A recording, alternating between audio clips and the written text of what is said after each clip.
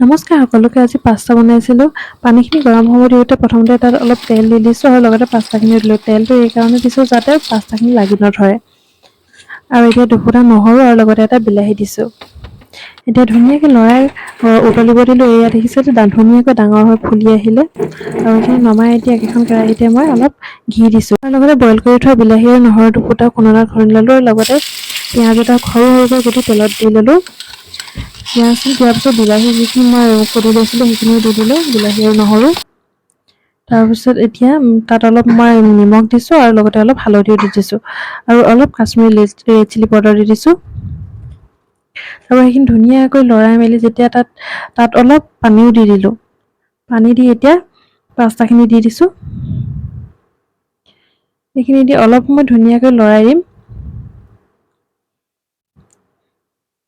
এতিয়া তাতে অলপ প্ৰায় 1 চামুচ জোখৰ বাটাৰ দিছোঁ। বাটাৰ দিলে খাবলৈ আৰু বেছি সোৱাদ হয়। ভিডিঅ'টো যদি চাই ভাল পালে লাইক কমেণ্ট কৰিব। বাই।